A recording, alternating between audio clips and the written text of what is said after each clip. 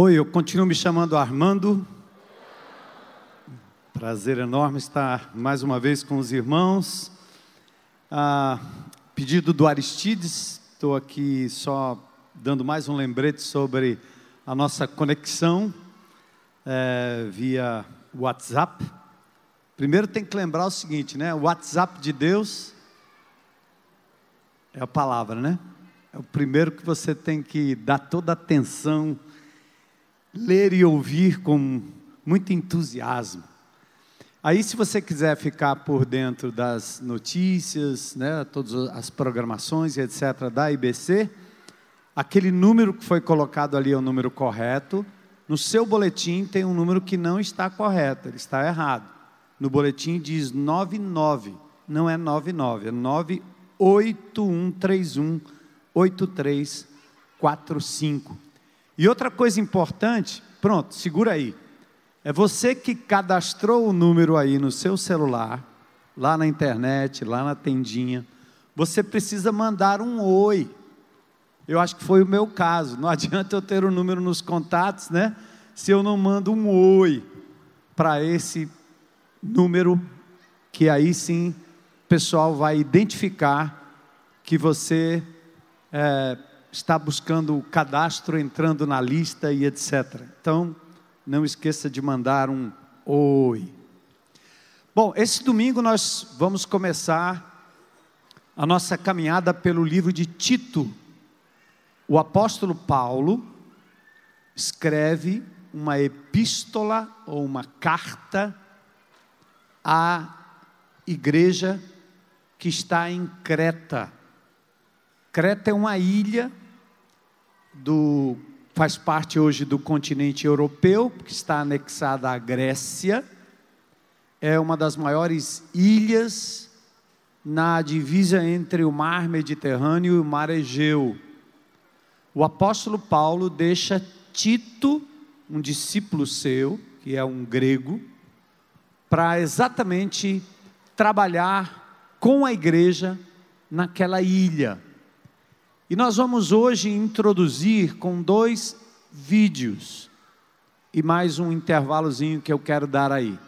A razão, obviamente, que nós estamos hoje com as crianças, muitos pais estão preocupados, então nós não vamos entrar na exposição propriamente dito, mas domingo a gente já abre com o texto.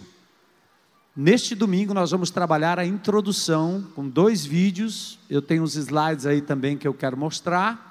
E ao término dos 2 vídeos e do slide, nós vamos partir para um desafio que tem a ver com os ministérios e a sua participação individual no serviço do Senhor enquanto discípulo de Jesus. Então, atentem aí. E eu quero, inclusive, estimular vocês a que, durante a semana, dá um pulinho lá no Google e aprenda um pouco sobre Creta, a ilha de Creta, sobre os cretenses.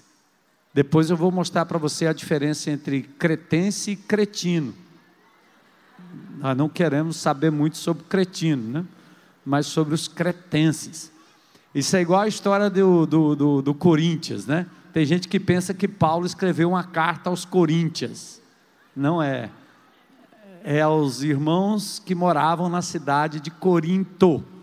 Então, independente de você ser São Paulino, palmeirense, corintiano, flamenguista, Ceará, Fortaleza, a carta não foi escrita aos coríntios, né?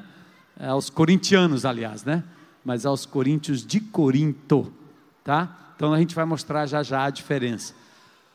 Por que é importante você conhecer o pano de fundo de uma carta e de uma epístola? E esse é um exercício que nós fazemos aqui, dominicalmente, expondo a palavra de Deus. Às vezes utilizamos tópicos, ou seja, a gente trata de um assunto bíblico, de interesse da comunidade, e este assunto tem subtópicos que a gente embasa da fundamentação com textos bíblicos. A outra forma de expor ou estudar a palavra de Deus é quando você vai quase verso a verso, e a maioria das bíblias de estudo tem um introito, uma introdução, falando do autor, da data, das circunstâncias em que a carta foi escrita, onde estava o apóstolo, quando ele passou naquele local, e o mais importante de tudo, para compreender um versículo bíblico, e para que ele não seja tirado do contexto, é bom que você leia um pouco sobre a cultura local. Uma coisa é a carta de Paulo aos romanos, o Senado romano, a lei romana, onde o apóstolo Paulo escreve numa linguagem forênsica, uma linguagem judicial. Ele fala de imputação, ele fala de coisas relacionadas até a linguagem advocatícia, a linguagem de advogado, que vai entender muito bem quando Paulo fala dessas coisas da epístola aos romanos. Quando ele escreve aos Gálatas, que é na Ásia Menor, hoje Turquia, ele tem uma preocupação de escrever contra os judaizantes, que eram cristãos convertidos em Jerusalém, mas que saíam atrás de Paulo e passavam pelas comunidades onde Paulo passou, dizendo: não é só pela fé, você também tem que cumprir a lei, você também tem que ser circuncidado. O homem fazendo a operação de fimose, como os judeus faziam. Eles passavam dizendo: vocês também têm que cumprir a lei de Moisés.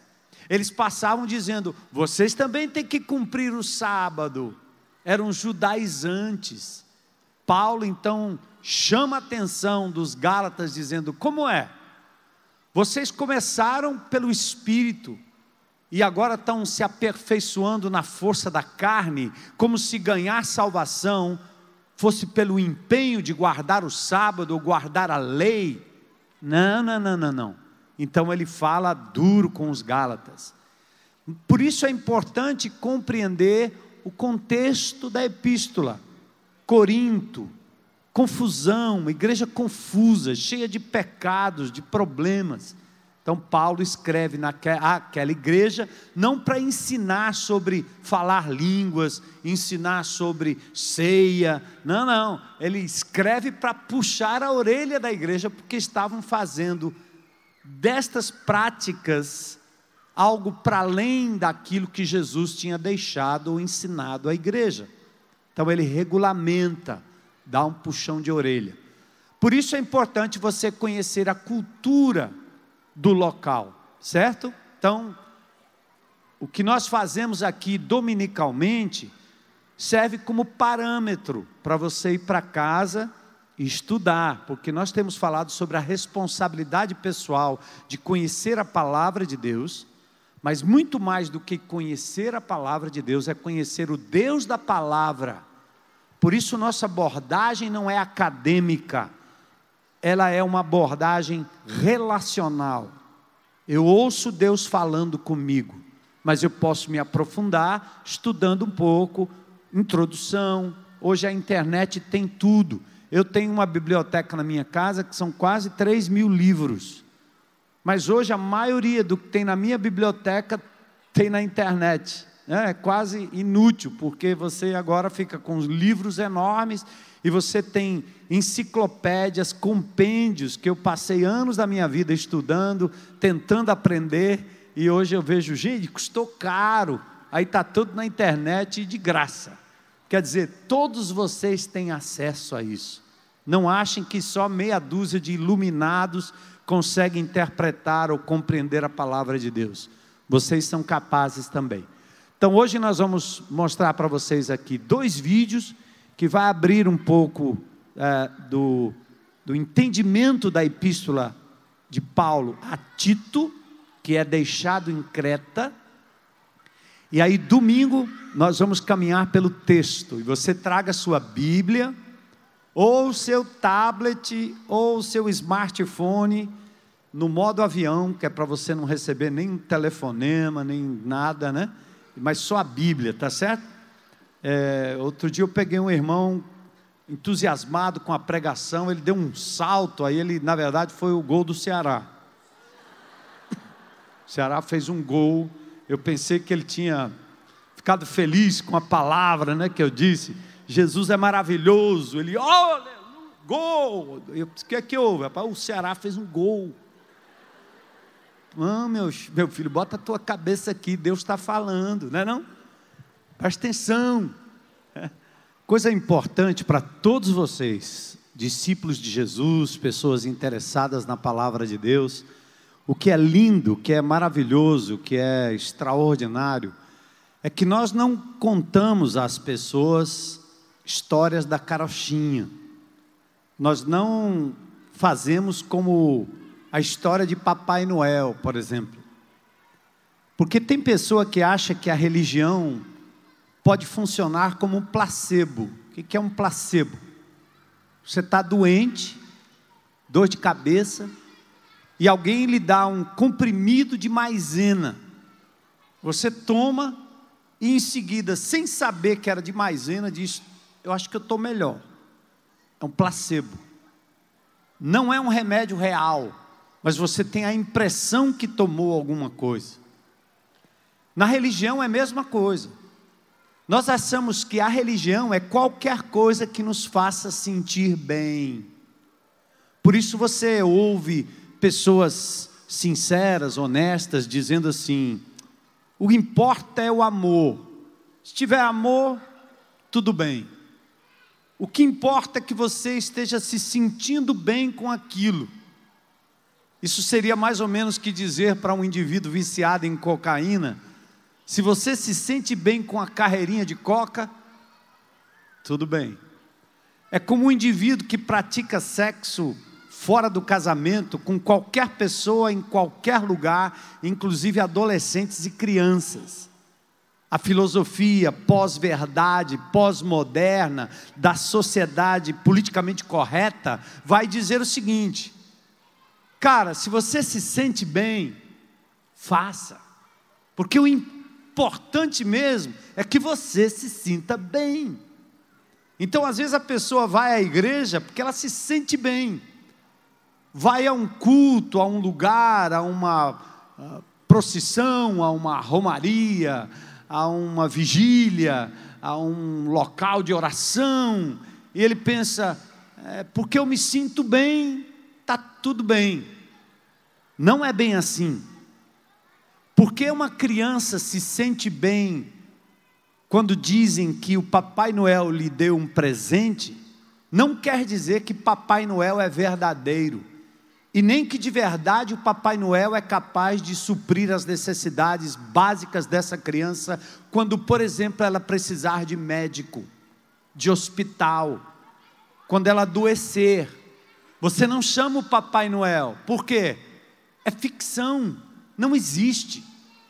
Então na religião é a mesma coisa, nós não podemos seguir um Deus, uma prática, uma deusa, um santo, uma liderança, um pastor, só porque ele nos faz sentir bem.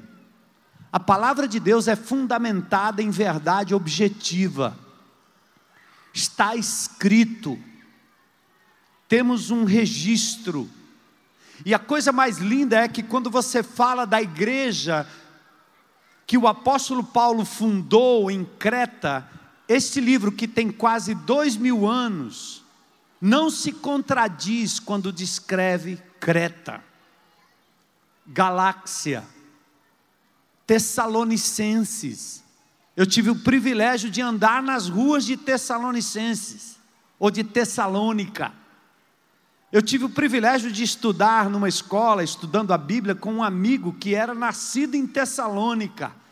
Então quando eu leio a carta de Paulo aos Tessalonicenses, eu não estou falando de um delírio, de uma coisa que não existe.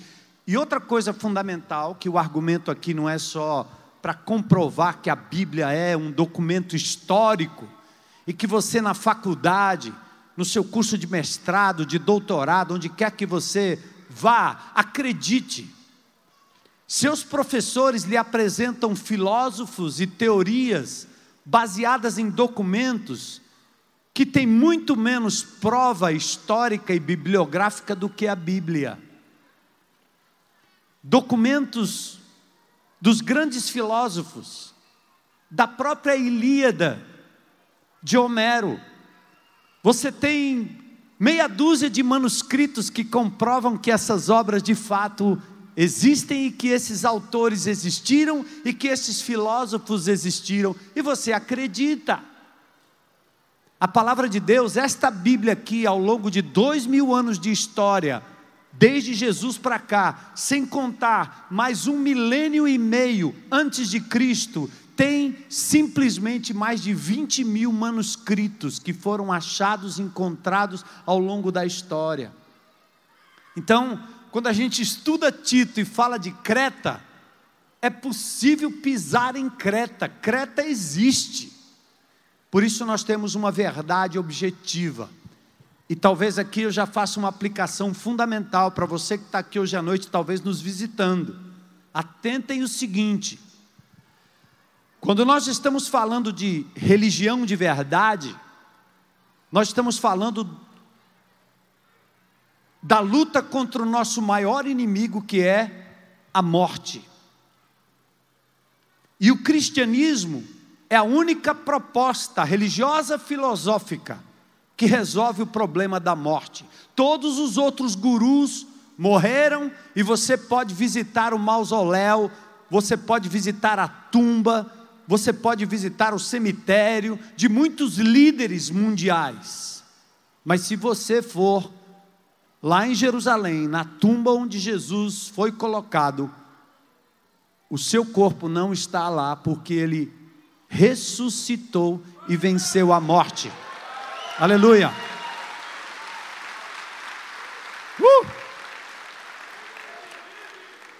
Ele não reencarnou. Eu fui espírita durante muitos anos na minha vida, meu pai era espírita. Quando Tomé disse que não acreditava que Jesus houvera ressuscitado, Tomé disse: eu quero colocar o dedo aí, senão eu não acredito. Se eu não colocar o dedo nas marcas que ele tem nas suas mãos, do seu lado, Jesus entra no lugar onde eles estão, se apresenta a Tomé e diz: põe aqui teu dedo, Tomé. Não seja descrente, mas creia. Porque Jesus não ressuscitou como um outro indivíduo, como um outro iluminado, era Ele mesmo. Comprovando que cristianismo tem como base a ressurreição dentre os mortos. E me perdoem, amigos, eu não entregaria o meu destino eterno a uma fábula. Eu não entregaria o meu destino eterno a um Papai Noel evangélico. Nem um Papai Noel católico, nem um Papai Noel espírita, nem um Papai Noel islâmico. Eu não entregaria minha vida, meu futuro, a uma incerteza de uma história que inventaram em algum lugar. E a prova de que Jesus ressuscitou são inúmeras, dos dias em que ele viveu até recentemente. Porque aqueles indivíduos que foram queimados nas arenas, entregues aos leões, que povoaram a arena do Coliseu com sangue, aqueles indivíduos foram contemporâneos de Jesus, assim como os apóstolos, e eles não entregariam suas vidas a uma mentira, a uma ilusão, mas eles conheceram Jesus, o poder da ressurreição. E enquanto os romanos pediam que eles confessassem que César era o Cristo, aqueles homens, sob ameaça de morte, abriam a boca para dizer: nós conhecemos o verdadeiro Messias, o Senhor, o dono da nossa vida, e o nome dele é Jesus Cristo, Jesus de Nazaré, que viveu entre nós, que ressuscitou, e vai visitar Jerusalém. Vá ver o que está acontecendo na Palestina, e você vai saber por onde ele andou, o que ele fez, porque há resquícios históricos, arqueológicos, da presença de Deus. Amém? Estudar a Bíblia é para ter um encontro e um relacionamento com Deus, mas também é uma forma da gente fortificar a nossa fé. que está firmada em verdades objetivas. Por isso o evangélico, ele não diz assim, meu pai diz, a tradição diz, o pastor diz. Não, não. Eu abro a Bíblia e peço que vocês abram para conferir se o que eu estou dizendo realmente está na palavra ou não, porque a verdade é que nos liberta. Por isso Jesus diz, conhecereis a verdade e a verdade vos libertará. Glória a Deus, né? Vamos ver uns slides rapidinho aqui, só para a gente caminhar ainda com o tema de Tito. A cultura grega. Ouvimos falar da lenda do Minotauro. Esse Minotauro é o meio homem, meio touro. Ouviu o rei Minos, que viveu alguns séculos ou milênios antes de Cristo. O rei Minos tinha uma filha. Esta filha, segundo a lenda grega, teve um relacionamento com um touro. Os deuses gregos são tão terríveis que nem os grandes filósofos acreditavam. Aliás, Platão, Aristóteles, Sócrates diziam acerca dos deuses gregos. Os gregos inventaram seus deuses. A palavra de Deus não, ela tem um Deus que nos criou. É diferente, né? Por isso que os deuses gregos são completamente malucos em relação às suas práticas, seus relacionamentos, da forma que nascem, da forma que procriam. Então há uma lenda sobre o Minotauro. Aliás, Minotauro é até um lutador de MMA, não é não? Aqui brasileiro? Minotauro. Então o Minotauro era meio homem, meio touro. E a lenda diz que Minos tinha uma filha que transou com um touro e nasceu esse bicho meio touro, meio homem. E como ela era muito feroz, ele foi preso pelo pai, Minos, num labirinto. E esse labirinto, então, era o lugar onde o Minotauro estava. E de quando em quando, anualmente, donzelas virgens, meninos virgens, eram levados para dentro do labirinto, a fim de que fossem sacrificados para esse Minotauro que estava lá dentro. Até que Teseu, casado ou enamorado de Ariadne, uma das filhas do Minos, o rei, ele resolveu entrar no labirinto. O problema é que ele iria se perder. Ariadne então dá a ele um fio, um novelo. Então vocês põem o novelo aqui, vai entrando, ataca o Minotauro e depois você acha o caminho de volta. Isso é igual caverna, né? Quem já viu caverna? Eu já entrei numa caverna com 4 quilômetros, 7 quilômetros, lá na Bahia tem, perto da Chapada Diamantina, né? Eu já contei isso para vocês que eu achei conchinha. Imagina, né? O Noé sabia disso, a gente não. Conchinha, lá nas profundezas da Bahia, né? Nas cavernas. E você tem uma linha, porque senão você se perde, não dá para voltar. O Teseu fez exatamente a mesma coisa, orientado por Ariadne. Então ele entra, derrota o Minotauro e sai de volta. Então essa é um pouco do pano de fundo, bota o slide aí, da lenda do Minotauro. O touro era então adorado por eles, faziam acrobacias em cima do touro. Zeus era o grande deus, aliás é dito que Zeus provavelmente nasceu numa das ilhas próximas de Creta e assim por diante. E era um povo muito idólatra, idolatravam a deusa mãe, que tinha um elemento masculino, mas era uma espécie de uma Madonna. O masculino era o filho. E assim como no Egito adoravam Ísis, Osíris, e a grande mãe com o filho, nós temos essa pegada da adoração à mulher com o seu filho, a mãe deusa, a mãe de todos os deuses. E assim a cultura grega também alimentava a mesma coisa. Próximo slide. E Paulo então, na sua introdução, ele diz que anunciava a esperança da eternidade, a promessa de um Deus que não mente. Por quê?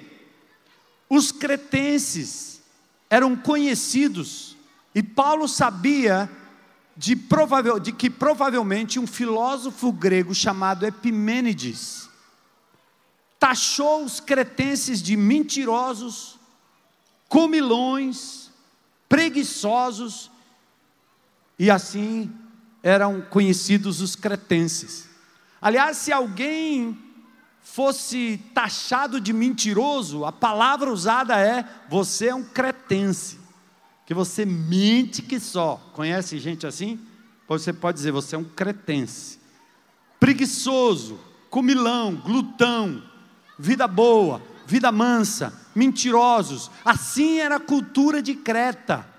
Como era difícil sobreviver como igreja em Creta. Por isso Paulo faz questão de dizer que ele anuncia a esperança da eternidade e a promessa de um Deus que não pode mentir. O Deus revelado em Jesus é totalmente diferente dos deuses adorados na Grécia. A próxima. A cultura grega aí então, nós temos cretizo, ser mentiroso, ser de Creta. Uma cultura marcada por muita traição, muita violência, muita imoralidade sexual. Vocês estão fazendo alguma comparação aí? Eu acho que a gente vive em Creta, não é não? Só falta colocar ali corrupção, é não? Traições, violência, imoralidade sexual, era característica da cultura cretense.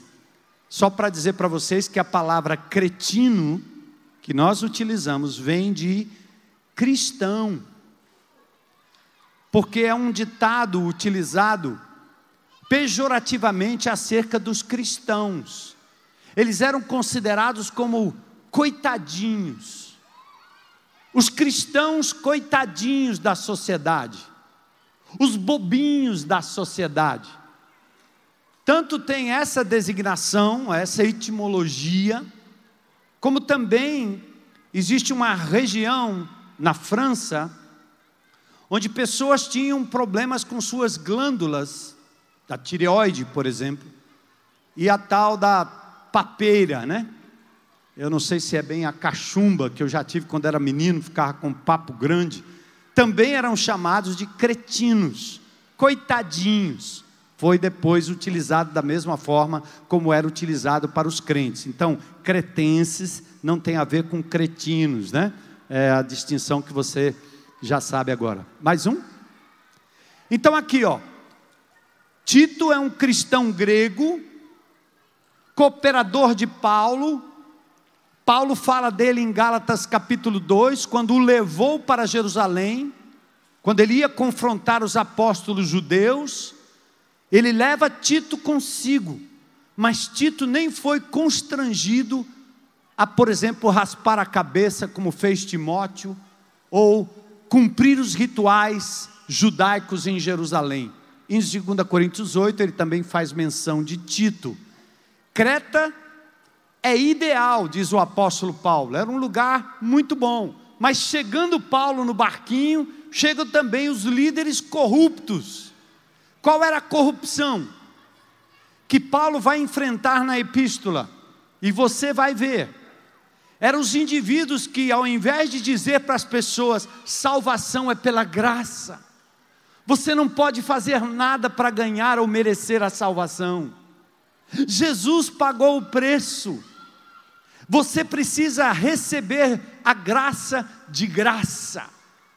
Aí vinham os judaizantes atrás e diziam: não, você tem que cumprir os 10 mandamentos, você tem que rezar bem muito, você tem que fazer isso, tem que fazer aquilo, tem que cumprir o sábado, porque senão você não é salvo.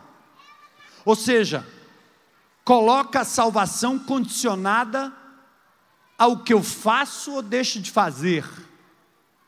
Eu faço com que a salvação seja um mérito humano e não um dom gratuito de Deus. Pasmem, é isso que a religiosidade faz até hoje conosco, com vocês. É isso que nós pastores às vezes somos culpados disso. Somos criticados pela sociedade e muitos crentes até gostam disso. gostam de se submeterem a regras lá do Antigo Testamento, regras cerimoniais, porque essas coisas de faz e não faz, dá a cada um de nós a sensação de que nós somos melhores do que todo mundo. Eu nunca matei, nunca roubei, então eu mereço o céu. Eu nunca adulterei, então eu mereço o céu. E vocês sabem que no Novo Testamento, em Mateus capítulo 5, 6 e 7, Jesus olha para os homens religiosos da época que preconizavam a mesma coisa, a mesma santidade, baseada na obediência da lei, e Jesus dizia assim: vocês ouviram o que foi dito, não matarás, mas eu vos digo, qualquer que na sua mente intentar o mal contra alguém, já matou. E a pergunta é: alguém aqui nunca matou? No trânsito? Alguém aqui nunca desejou que o indivíduo fosse punido porque ele fez algo muito mal? Não escapa ninguém. Jesus diz: vocês ouviram que o Velho Testamento disse, não adulterarás. Mas ele disse, eu porém vos digo, qualquer que no seu coração maliciar contra uma mulher ou um homem que não lhe pertence, você já adulterou. Quem nunca adulterou aqui? Ninguém pode levantar a mão.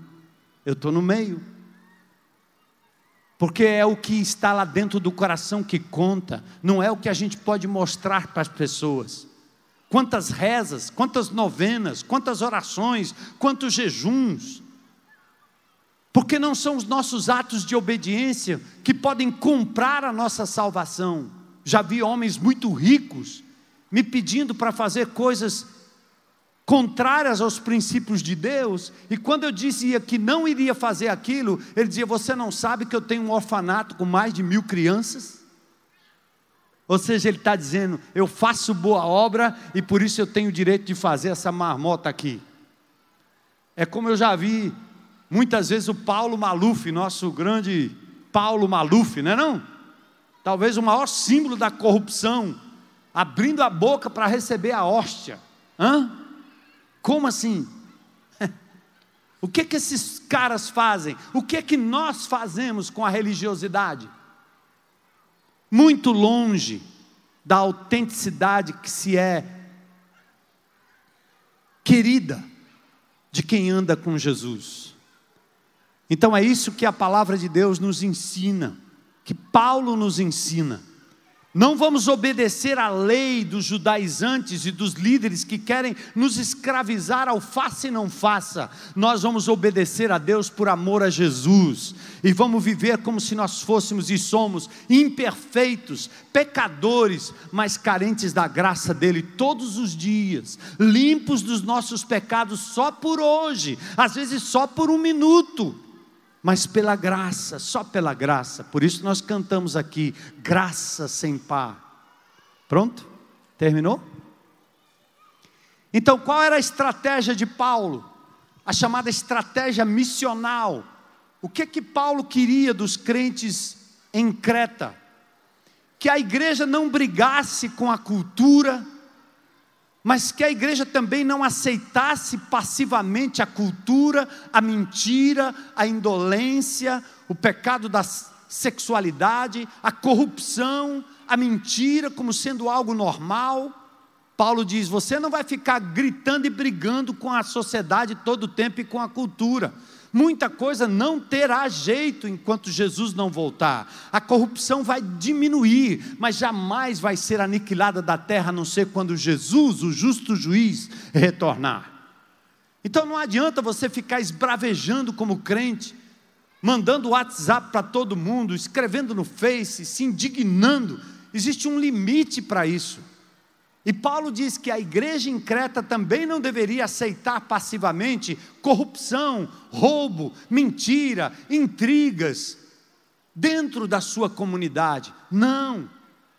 Mas a estratégia de Paulo era que a comunidade pudesse ser um agente de transformação na sociedade, através de uma vida exemplar, sábia, verdadeira e piedosa. Piedosa quer dizer temente a um Deus real, não a um Papai Noel, não a um conto de fadas, não a um Peter Pan da vida. Mostrem que vocês são confiáveis, para que assim se tornem relevantes. O ensino de Deus, nosso Salvador, Cristo Jesus. Tito 2,10, que vocês, através da confiabilidade, torne o Evangelho relevante. Nós precisamos pregar um Evangelho que muda a vida, muda caráter. Tem muita gente doente, emocionalmente doente.